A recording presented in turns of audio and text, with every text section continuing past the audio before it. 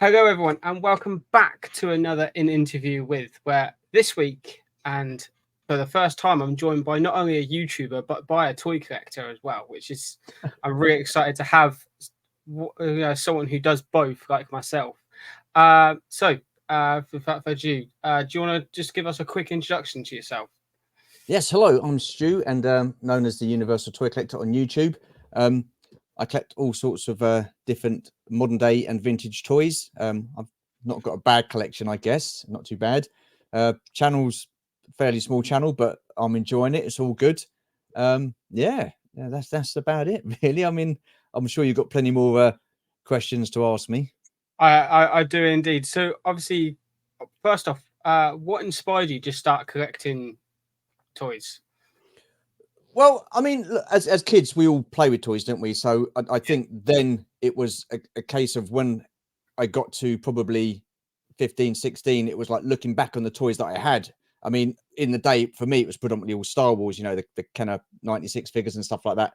So, yeah, I mean, I've always been into toys and stuff like that. So I think it's just the natural progression of playing with the toys, then getting rid of them, and then thinking, oh, I wish I hadn't got rid of them. And then you see them again a few years later, and you go, oh, that brings back memories. And you just buy it, and do you know what I mean? It's that nostalgia buzz that kicks in and stuff like that. And yeah, I mean, look, I've had, this is my third collection I've had now. I mean, this one started in 2012. I had two big collections previous to that, and I sold them off, like all the Power of the Force 2 figures from Star Wars. And because it was then just like Star Wars for me. I mean, yeah, I was into He-Man and G.I. Joe Transformers as a kid, Subbuteo, the table football game. Yeah. But for mainly it was Star Wars for me. So then when 1994, 95 came around and the Power of the Force 2 figures come out, I was like, oh, okay, they bring back memories. So I got into them and collected them. Then the Phantom Menace came out, so then I collected them. Things happen in life, so then I sold the collection on. Then I started collecting again because it was a kind of bit of a regret there with that. So then I started getting back into it again, then sold that off as well. So I was like, oh, and it was only till, like I say, 2012 that I was like, okay, look, I really do miss my childhood toys. And then I started seeing like these Star Wars figures on eBay and stuff like that. So it just went from there, from the original Kenner line. So it just went from there, and then slowly over that course of time, I started building up the collection slowly. And then it really kicked in 2020 when, of course, everything happened and the world shut down.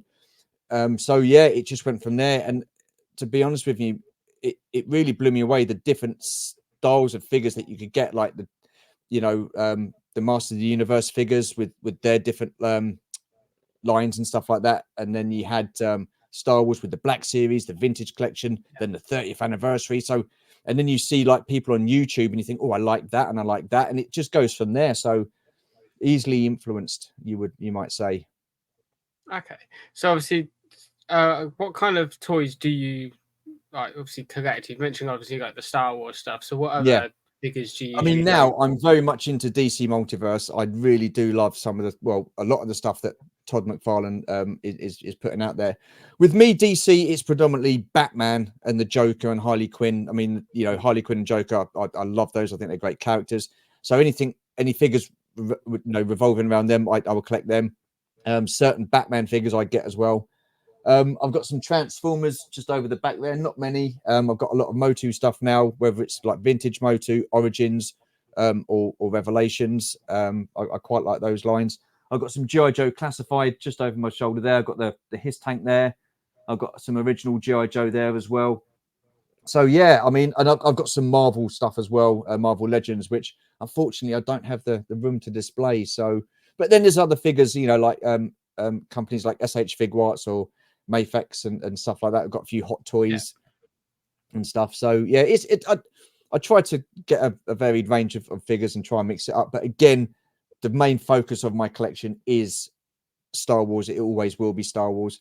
I mean, sometimes you get like burnout, don't you? You get too much of it, and you think, okay, I'm going to reel it in a little bit, and then like jump into something else just to keep yourself interested and stuff and whatnot. But yeah, I've done something similar to that. I've boxed up all of my Power Ranger Lightning collection figures. They're all boxed up, put away, like if I end up bringing them out again, I'll bring them out. If not, they'll probably either stay in the Yeah, box or I'll shift them, type yeah, thing. And I'm looking into different toys and different toy lines that I potentially want to venture into. yeah. So how do you decide what you want to add to your collection? If I like it, I'll get it. If I don't, then I won't. It's as simple as that. I mean, Okay. I think sometimes it can be overcomplicated. Where I mean, I don't ever want to be in a position where I'm buying toys just for the sake of buying toys. Yeah. Just, do you know what I mean? I mean, when I first started out, it was a case of like a kid in a sweet shop. You're just grabbing everything and whatnot. Mm. And then over time, you realize, okay, maybe that's not the thing to do, because you're sort of like hemorrhaging money. And then you see these same figures that you're paying full price for later on down the line. They're cut price and stuff like that, or in what you call it, the sales and stuff. So, but look, Yeah. listen, if I like it, I'll buy it. It's as simple as that. With TVC, I will always buy 2 of each figure, simply to keep on the card, and then 1 Yeah. to open and display. I used to do that with the Black Series, not as much now. The only ones I will buy 2 of is if they are anniversary carded figures or exclusives. Then I will buy 2 of those. But I've cut right back on Black Series.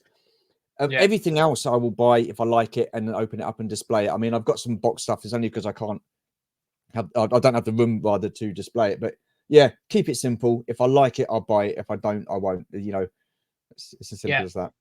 I think that's what I'm currently doing as well now. Like, I'm carrying on with my Megazord collection because Yeah, that's what kicked off my collecting. So I'm keeping up with them. Gonna yeah. keep continuously collecting them, but I want to get some of the X-Men '97 line. Yes, so do I. I I, think they look absolutely brilliant. I yeah, really like those. I've got a friend who's sending me some of his duplicates that he ended up picking up. So Oh wow. Oh cool. I'm looking forward to start collecting all of those. Yeah, because I've Um, got the video cassette ones. You know, the ones that come in the oh video yeah, type boxes. I've got those. The only one I don't have is Cyclops. So I'm looking to get him. But I I would think at some point like to get the those only other figures. the only one of those VHS box ones I want to get is the Sentinel, just because Okay. they haven't done a Sentinel in the actual like the other line. So Mm. I want to get. I think having a Sentinel in the middle of all the other figures would look quite Yeah, cool. yeah, yeah. That'd be cool, definitely. So can you tell us about the rarest or most valuable toy in your collection? I don't think I've got any rare toys, to be honest, because I think most people have pretty much got a lot of the stuff that I've got anyway. I think most valuable toy is got to be definitely Jabba's sail barge, Yeah, the HasLab sail barge. And the only reason I say that's valuable is because of the amount of money that was spent out on it. I didn't yeah, get it straight away from HasLab because at that time it was only available to those people that lived in the States.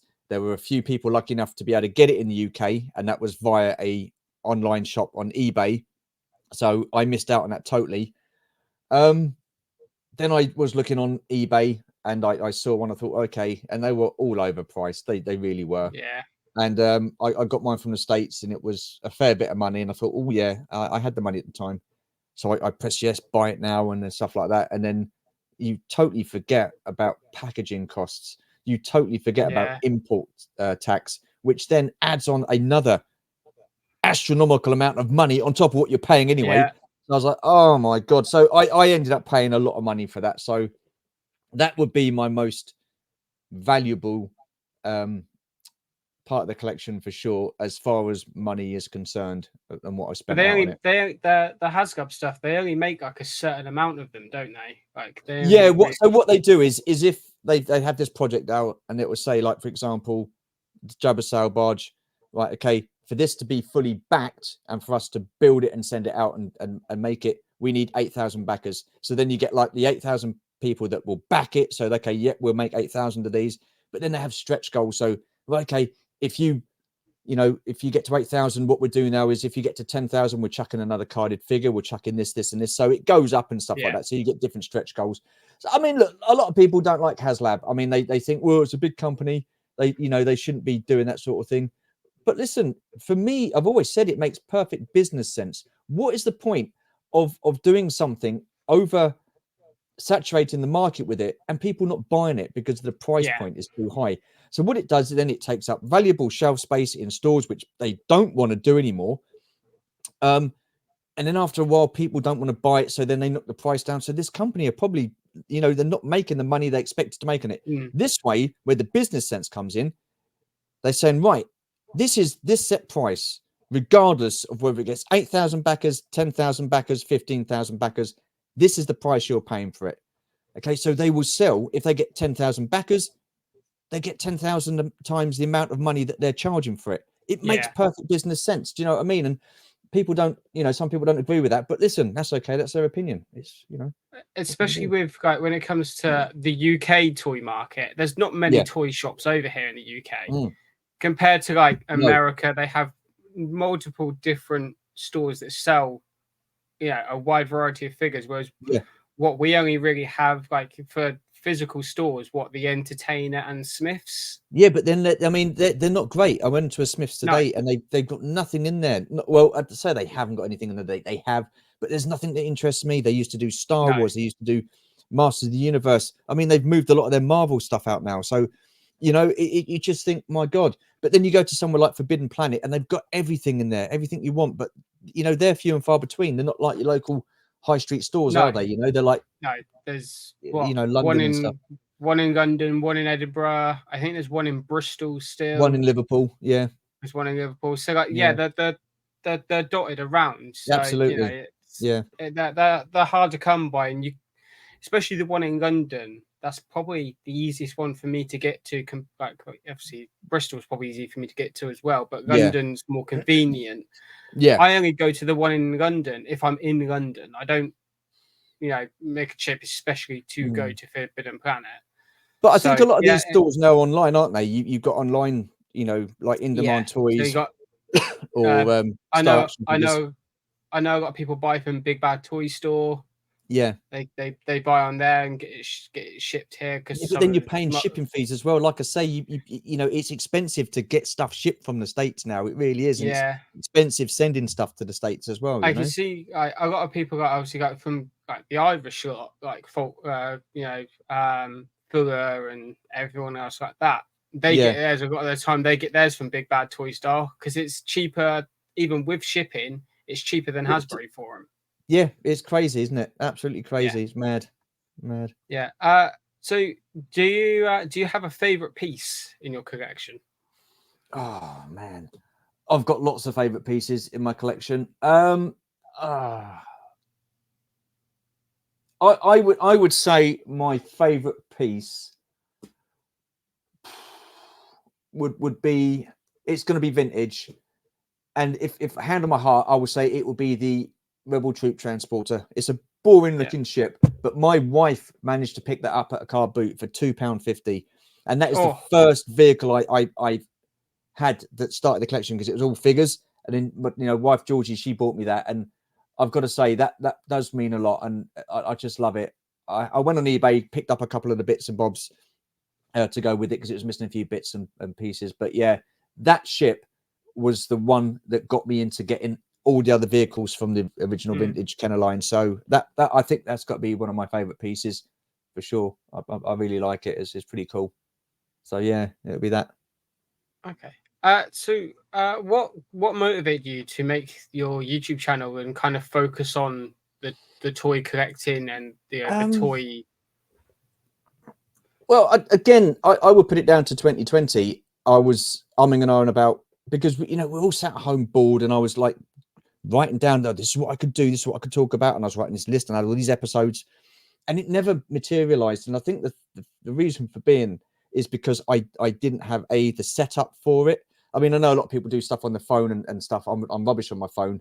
I want to do something on a laptop, and it's a bit easier, and the writing's bigger so I can see it, because I don't like wearing glasses. But yeah, I think it was just the fact of meeting up with like people in like chats and stuff like that on different people's channels, and you meet people like Chris Mewa from Chasing 80 Toys, or Boba Hicks, or Scuba Pete, and yeah, so I was involved in some round tables on a certain channel, and then that sort of like went all pear-shaped for some unknown reason. So I just decided to walk away from that. I tend not to get involved in drama. So Pete was saying, look, come and join the Instagram group. We're on Instagram. And I was like, no, I'm not in, social media. No, come on, just say hi. The guys are there. So I went in. He said, you don't have to do anything. You don't have to. And I was like, okay. So they were posting all these pictures of like their collections and talking about toys. And I was like, yeah, I've got a collection. So that was it. It was just being part of that Instagram group. And I thought, do you know what? I can do this. So I said to Pete, do you want to come on and do a monthly live stream every month? He's like, yeah, sure. So that's what sort of like got the ball rolling. And I mean, look, you just kind of watch other people and you see how they do it. So you kind of think of ideas and then you adapt ideas of what they've done and you just try and make it your own. And because I mean, look, everybody does reviews, don't they? So you're not sort of like reinventing the wheel with doing reviewing or doing even these like sort of like chat episodes and stuff like that. Do you know what I mean? It's just people's different take on it and they present it differently and everybody brings their own personality and characteristics to YouTube, and that's perfectly fine. There's nothing wrong with that. But that was the main reason. Scuba Pete got me back onto Instagram with a bunch of toy collectors who are showing off their collection, and I just thought, I've got a collection and I want to share it. So that was my motivation. Okay, so when it comes to your collection, how do you keep track of it? So like when you go to like the NEC Toy Fair and stuff like that, do you like have a list on your phone of what you've got or like what you're trying to look out for and stuff like that? I did start writing down a list of all the figures that I've got, and the list was like that, and then it just got like that, and it got bigger and bigger and bigger and bigger, and in the end I couldn't be bothered looking at it. So I have ordered duplicates of certain figures, which I've since moved on. But every time I go to a toy fair, I always have in mind the things that I would like to get. Okay, I need this to complete that set. I need this to complete that. And I very rarely end up coming back with any of the stuff that I've put down on a list because I've seen them and I've gone, oh, I like that. Oh, I like that. So for me, I like going in with an open mind. If I see something I like, I'll buy it, whether it's because I like it or just for like nostalgia reasons, for example. So I tend not to really have a list. I did have a list of what I wanted to get at the beginning of the year. So, okay, this list is the stuff that I want to collect this year. And last year I had an original G.I. Joe Cobra Ferret on there. Well, I never managed to pick that up last year, but I've picked it up this year. So that's pretty cool. So I'm happy about that. We've got my Megazord collection. I've got a spreadsheet. It's literally a Google Doc spreadsheet that I can access on my computer and I can access on my phone when I'm out and about, and if I see like a retro toy shop or anything like that, then it's easy for me because then I can check them off if I've got it. Yes, no. I should do that. I should go back to that list that I've made and stuff like that. But the thing is as well, now I've got to go double check through it because I've got move stuff on and I've got to take that off the list. And then, you know what I mean? And it got to a point where I was over 1,000 like figures, whether it's like, and that's just Star Wars. That's insane. With all the Lego minifigures and all the Lego pieces as well, which has all been now disassembled, most of it, and put into a tub. So it is difficult to try and keep track. And my memory's not like it used to be. So I will buy something and then get back home and think, oh, gee, I've already got that. So much to the delight of my wife. She's brilliant. Okay. Has your YouTube channel kind of influenced your collecting habit? Absolutely. Without a shadow of a doubt. Absolutely it has. Because like I say, before I was on doing YouTube, it was just literally Star Wars vintage Kenner figures and vehicles that I was collecting. That was it. 2020 came in and saying that, 2017 we went into Toys R Us in our local town, and I saw the 40th anniversary Star Wars figures Black Series. I was like, oh, wow, I didn't even know this was a thing. And they've been out like a year or so, or maybe a bit longer than that, because I wasn't into it really that much. So then, that got me into it. But then definitely jumping onto YouTube, doing my channel, I've seen other people's collections. I've seen different toy lines. I'd never even heard of Mafex. I never even heard of Hot Toys or SH Figuarts or anything like that. And seeing those figures and DC Multiverse and, and I've just gone, wow. It definitely has influenced my collection for sure, because it would have been just predominantly Star Wars. But absolutely. I think if it would have been for watching Empire Toys, so Aaron, Yeah. watching his videos, and I saw him at a local Comic Con, Okay. and he was selling the original Mighty Morphin Power Rangers Megazord. Yeah. I was like, Oh had that wow. as a kid. I was like, I bought it off of him there and then, and from that started off the collection, and that was 2018, I think it was. Okay. So yeah, it was like 2018, 2019, Yeah. kind of time, and since then I've got over 40 Megazords now, like Yeah. in that short space of time. So Mm. like, yeah, I think especially if you're in the toy collecting and you're watching people on YouTube and you see a figure on their channel, like it might be just in the background, Yeah. and you're like, Yeah. I want that in my collection, Mm. and then it just kicks off a whole new line that you're collecting. Yeah. So I quite like that about our little community that we've got as well, with Oh, like definitely. within the MLA. And what I will say about the channel is it's brought me out of myself. Not as I've never been like a shy person. I've always been quite outgoing and stuff like that. But when it comes to collecting, I've always been quite personal about it. I've never really sort of Mm, like shouted out about it or spoke about it to anybody, no one at work. And there's only like certain members of my family and the wife that knew it. None of my friends sort of like really knew that I collected. But since YouTube, it's kind of like, and meeting other people that are collecting as well, and just seeing how fantastic this community is, it's sort of like opened me up, so to speak, with saying, yeah, I collect, so what? I don't care.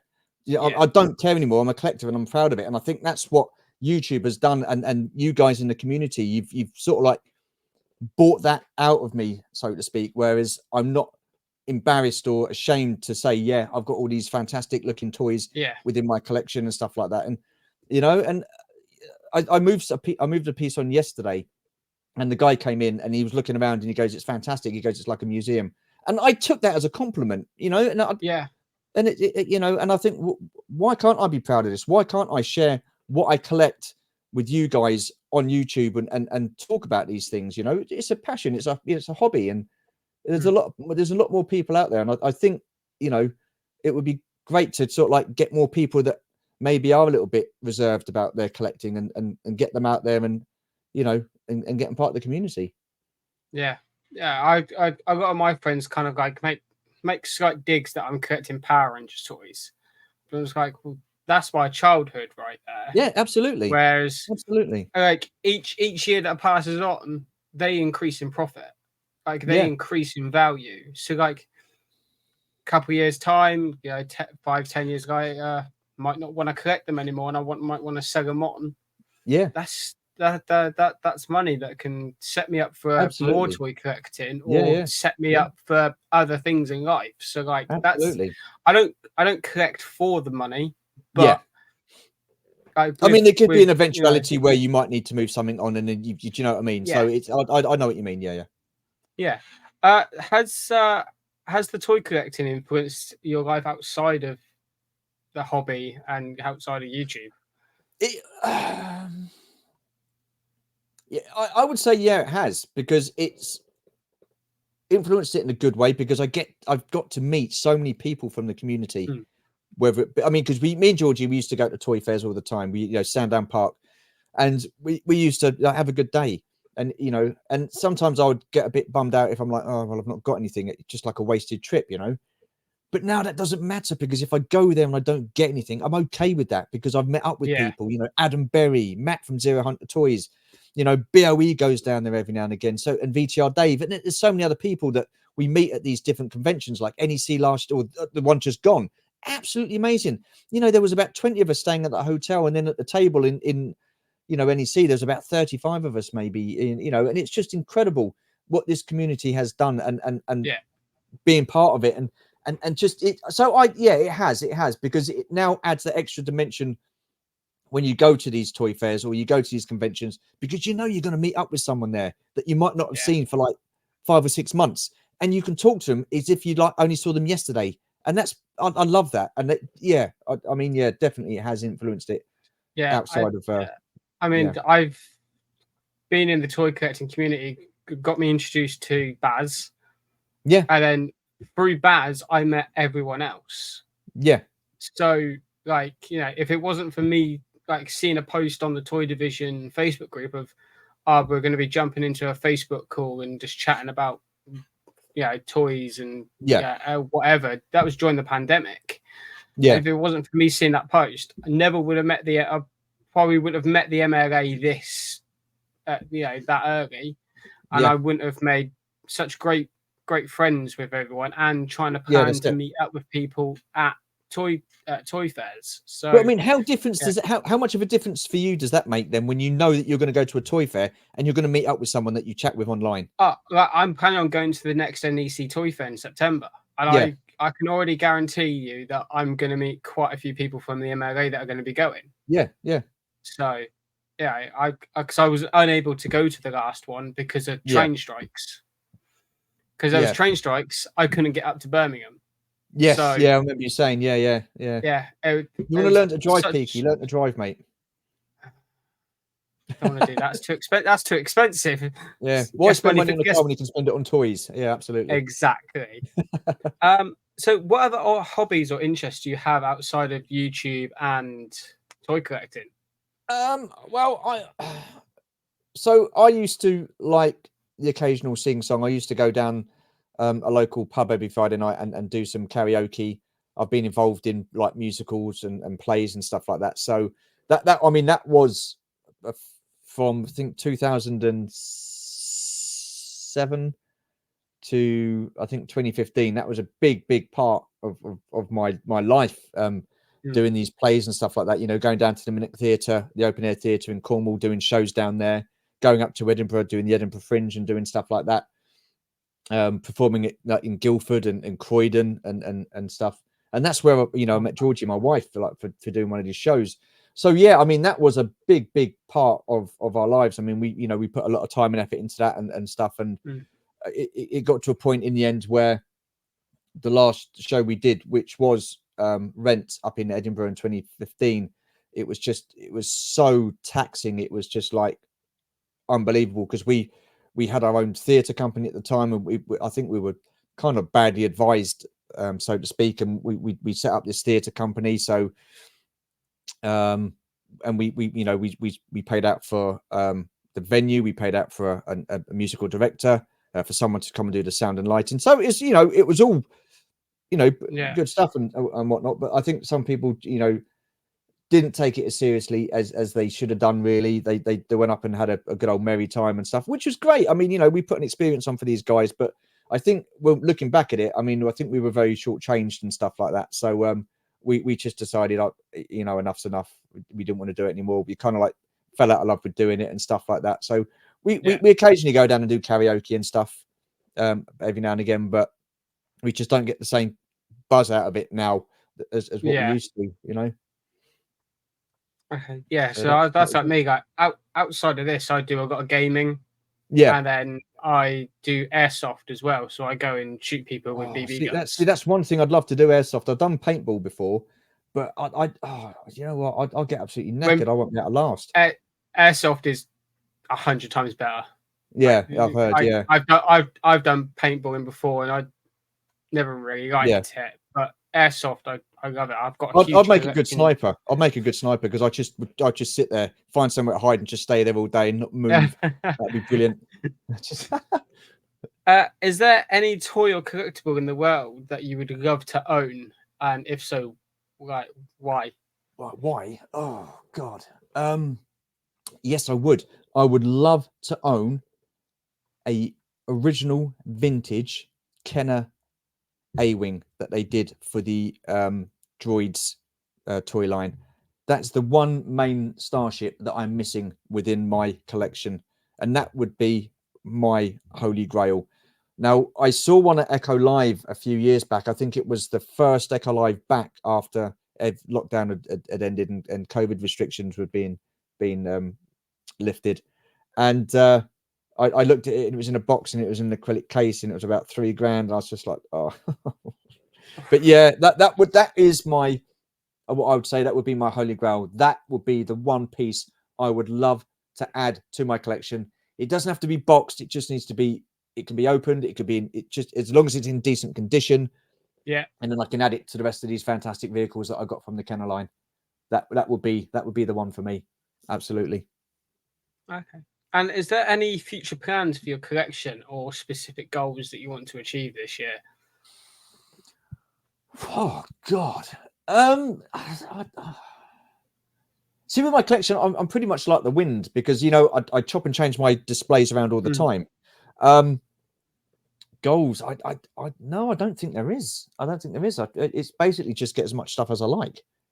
To be honest with you, if I like it, I buy it, and the more I get, the better. But the thing is, I'm like everybody else. I'm running out of room, and that's why I keep changing my display around every so often, because then it gives a chance to display stuff that I don't have displayed. It's like I would love to have my Marvel Legends out on display. I've got all my 80th anniversary Avengers figures like Iron Man and Hulk, and who else was it? Captain America and Thor. I can't display them. I've just got nowhere to put them at this moment in time. Yeah. So, I've got all the X-Men figures that I want to display as well, but I can't. That's the issue that I've run into, because I'm confined to this one room. So this is my recording studio, my collection room, and my bedroom all at the same time. So like I'm short on space as well at the moment. I mean, so Christ! I mean, I've taken up room in our bedroom. We've got shelving there with figures and stuff like that. There's now shelving in the hallway where Georgie's got her Star Tours figures and stuff like that. There's this room here. Then you've got the main living room, which is just like cabinets of like toys and figures and action figures and all that sort of stuff and collectibles. It's insane. We need a bigger place. But then the thing is, with a bigger place, you eventually outgrow that, because you've got a bigger place and you think, I'm going to get more. I can fit more in. And do you know what I mean? We just go around in circles. So, yeah. And do you have any advice for someone who wants to start like a YouTube channel on toy collecting, or wants to get into toy collecting themselves, that you wish someone had given you? I think my advice would be to someone new starting YouTube is be patient. Be patient. Do it for the joy and the fun of doing it. Don't do it for the subscriptions. Don't do it because you think you're going to make millions out of it. You may well do, but the likelihood of that is very slim. So do it for the fun of doing it. Be patient. Don't run before you can walk. I mean, look, if you, it doesn't. I think whoever does a YouTube channel, it doesn't matter what subject they're talking about, it is hard work. It really is hard work. It is time consuming. A lot of time and effort and thought goes into making YouTube videos. That's not just from my side of things. That's for yourself. That's for everybody who does a YouTube video. And I think it's difficult. People on the outside, I don't think realize just how much time and effort people do put into making videos. I mean, a 5-minute video can take 3 to 4 hours to do, just for editing and making sure that they're putting on as good as production or episode as they can. So I would say be patient. Do it because you want to do it and in the enjoyment of doing it. Don't feel forced into doing anything that you're not comfortable with. Don't start straight off with live streams, because that is hard work. Build your audience, get your channel known, and then you can start doing live streams. Interact with the community. If, like you say, if you do a live stream, try and get as many people involved in as possible, like within the chat, and what's the word? What do you do? Interact with them as well. So definitely do that. Absolutely. Yeah. See, I mean, I don't think no one's really sort of like, I would say, I mean, Chris Miwa from Chasing 80s Toys, he's always been fantastic with advice. Tim from Bosk's Bounties give me advice. I've had Geek Strong give me advice. I've had Jim Grindhead give me advice. Scuba Pete's give me advice. Loads of people have given me advice, and it's all been good sound advice.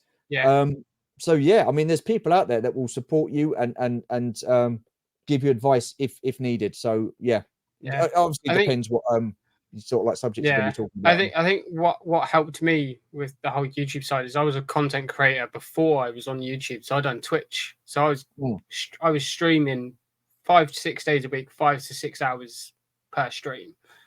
So like I went from that over to YouTube, where now I think 90% of my time when it comes to videos is planning the videos, editing, making the thumbnails, and then 10% of that time is making them, like actually just sitting down and recording. The amount of times I've had to re-record a video, or I've had to like I've messed something up in the video, so I've gone back, re-recorded that little like 2-second clip, and had to throw that back into the video. Like I've done that so many times, but it's learning. I'm constantly learning with it. At the moment. Well, it is. You're always learning. You're always learning. Yeah, absolutely. At the moment, I'm editing a Minecraft video that's not just my recording, but it's 2 other people's recordings. All 3 recordings are an hour long each. Yeah. So I've got 3 hours worth of footage, not just from my perspective, but from 2 other people's perspective, to put into a 30 to 40-minute video. Yeah, and then that takes time to edit that down, doesn't it? So so I've done mine, and I'm halfway through cutting down one person's perspective, and I've been on that for about 2 weeks. Wow. Just because obviously I've got work, I've got other things that I'm doing in between, like I'm recording, planning, going out for the day and stuff like that. So like I'm editing around the time that I have, and it's taken me a long time, but that's because I've never done this kind of edit before. Yeah. So I'm having to teach myself how to edit 3 people's recordings at once, whereas I'm just used to doing my own. So it's very, very difficult. And I'm getting there. I think by next week I should have it done. I think. Yeah. Fingers crossed. Cool. But what I was going to say, what I would say as well is, look, people aren't always going to like what you do as content. People aren't always going to agree with your opinions. That is fine, right? Just pass it by. Don't get involved in any dramas. Okay, if someone doesn't like it, something, or they giving you a crappy comment on your comments, don't worry about it. It's fine. It happens, right? Just deal with it. Don't get into any dramas. And another thing as well is, don't steal other people's content, not credit them, and then pass it off as your own. Don't do that. That's naughty. That's bad. No, don't have that. I see. I kind of use, like, if I see someone's video, like another channel's type of content, and I'm like, okay, that could kind of work with like how I am as a person. Yeah. So I change it. I don't copy it exactly. I put my own, like, I redevelop it into my own content. So like I'll use it as kind of an influence for what I can potentially do. Yeah. So like my series that I've got on the channel called Peaky Experiments is I've done videos with a food dehydrator, and I've done like I've dehydrated loads of different types. So I've dehydrated like cheese, ham, fruit, like sweets, and like I kind of got an idea from another channel a couple of years ago. And I was kind of like, I'd love to do that myself, and I've just done my own little thing on it. So it's that's what I kind of do. I look at a lot of the time. I'll look at some channels and I'm like, okay, what do they do that could potentially work, but in my own way of my own type of way? Well, I mean, everybody does that. Everybody does that. I mean, I will look at certain aspects of people's channels and think, okay, what can I do to do something similar but not copy it like for like? So then you put your own spin on it. So yeah. Like this series now, the interview with, it's kind of like this was influenced by Rum, by Salacious. Okay. Yeah, like I saw how like kind of like how he does his interviews, and they're a little bit more comedy. Yeah. And whereas I thought, okay, what can I do? Like I love chatting to people and getting to know what got them into content creating. So that's how it started.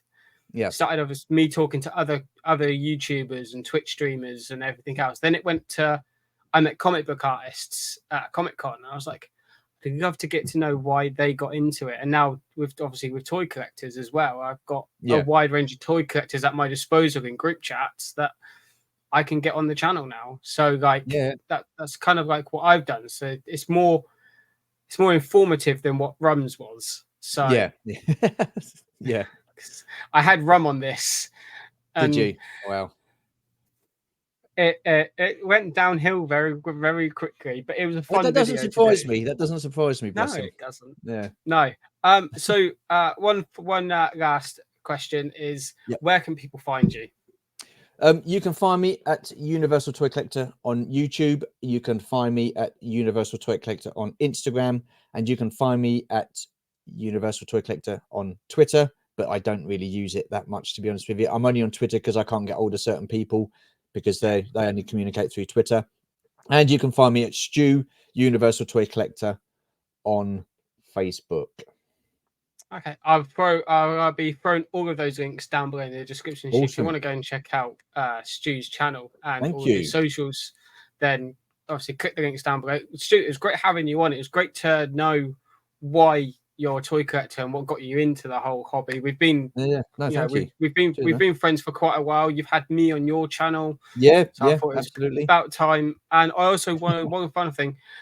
A very well done to your past charity live stream that you done. Yes, thank you so much, man. Yeah. Listen, that surpassed all expectations that I ever had. I mean, look, listen, the first year we did it, which was last year, 2023. I mean, I set a reasonable target to reach, which is $1,500.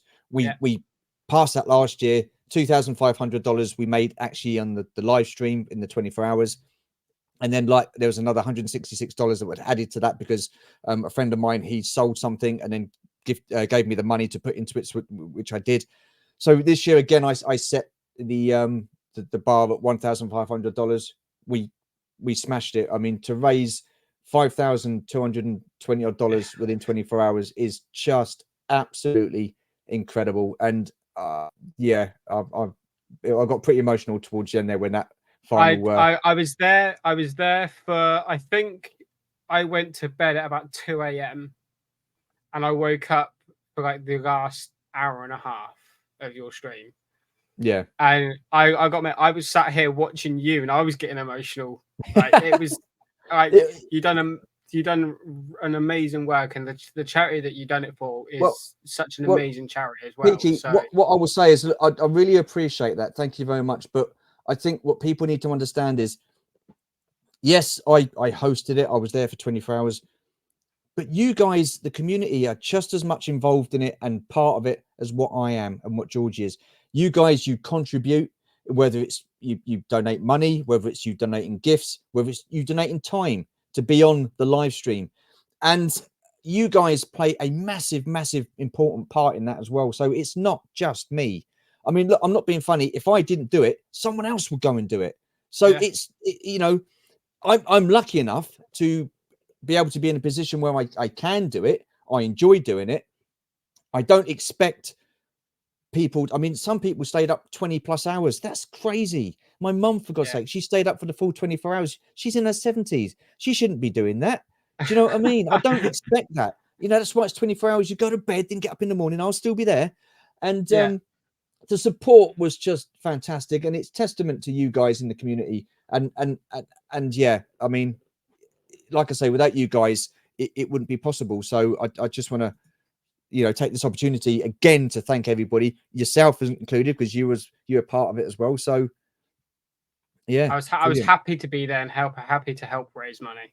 No, thank you. It means a lot. It does mean a lot. Thank you so much. I've done 2 charity streams on my channel as well, so I know the time that you have to put into not just doing it but planning it as well. Like I start planning it in November, and then getting I've got one scheduled for October, and I'm already planning it now. Like I'm trying to decide how long I'm doing it for. Then I'm trying to block out segments for each. Like I think I'm gonna do it in 2-hour segments. So I'm looking forward to. I've got 2 segments already planned already, just because I know they're coming more or less from my channel. I'm just incorporating videos onto the live stream for that. But so I'm stressing a little bit about planning it. Don't stress. I mean, that's look, it's hard enough coming up with content in the first place for a channel. The last thing you should be doing is stressing. Again, that's another bit of advice you could give someone. Don't stress about things. Just like I say, do it and enjoy it. And it is hard work, but if you start stressing about it and you start worrying about it, and it becomes what's the word, frustrating, and you start getting, don't do it. Don't do it. Do you know what I mean? Just chill. I mean, it'll be fine.